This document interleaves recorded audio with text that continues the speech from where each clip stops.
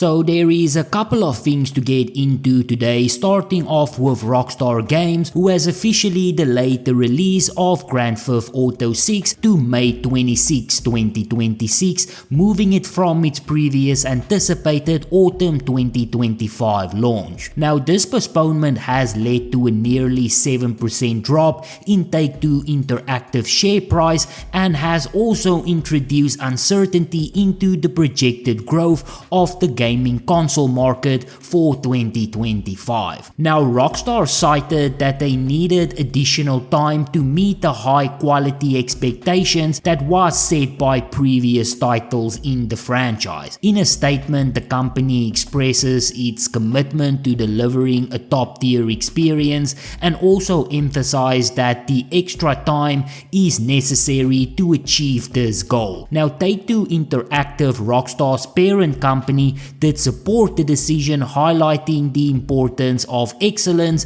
in their products. Now the game has been in development for over a decade and no new footage has been released since December of 2023. Now this delay is expected to impact the broader industry, with analysts noting that it will negatively affect 2025's console market performance. However, it could also benefit other game publishers by reducing competition. But then, in a bold and unconventional move, indie publisher Devolver Digital has announced plans to release a game on May 26, 2026, the same day that Rockstar Games is set to launch their highly anticipated Grand Theft Auto 6. Now this decision does stand in stark contrast to the prevailing industry trend, where many publishers are strategically delaying or rescheduling their releases to avoid clashing with such a blockbuster title. Now Devolver Digital, who are known for kind of a irrelevant and satirical approach to game publishing,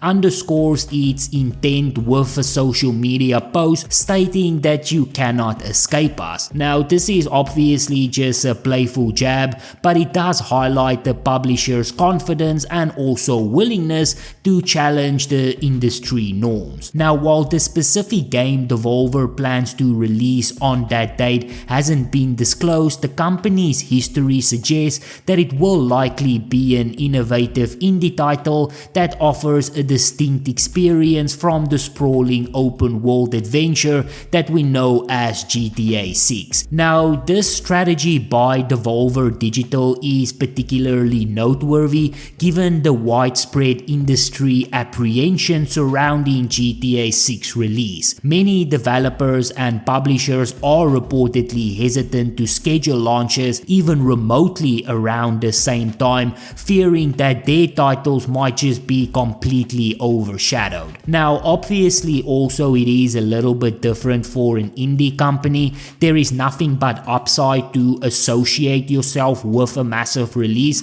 Honestly, I've never even heard of this studio until they announced that they are going to release a game with Grand Theft Auto 6. Obviously a big publisher like Xbox or PlayStation is going to avoid Grand Theft Auto 6 with all cost because there is just no upside to even try and compete. But for a small indie developer, there can only be positives that comes out of this, and even just minor exposure is still going to be a massive boost for any game that any indie developer is going to release. And just the fact that we are now talking about it proves that this is a very good strategy to tie yourself to such a massive release. But then in May 2025, Valnet, a Canadian digital company, acquired Polygon, a gaming entertainment website previously owned by Vox Media. Now this acquisition is part of Valnet's strategy to expand its presence in the gaming media sector, adding to its portfolio of over 27 brands brands, including Game Rant, Screen Rant, and OpenCritic. Now, Valnet's head of mergers and acquisitions stated that the company sees significant potential in Polygon and aims to invest in its operations. The plan includes retaining 10 existing staff members and then rebuilding the team with top-tier talent. Now, a former executive editor, Matt Patches, is going to temporarily lead the site during this transition. However, the acquisition has also led to significant layoffs, including a departure of former editor-in-chief Chris Plante and other key staff members as well, and these layoffs has raised concerns about the future direction of Polygon and also just the broader implications of gaming journalism. Now, Valnet has committed to preserving Polygon's archives and stated that there is no plans to introduce AI-generated content. The company aims to maintain editorial continuation and also to grow the brand in the next 5 to 10 years. Now, this acquisition can really go one of two ways. In the last couple of years, Polygon has not built up the best reputation for themselves.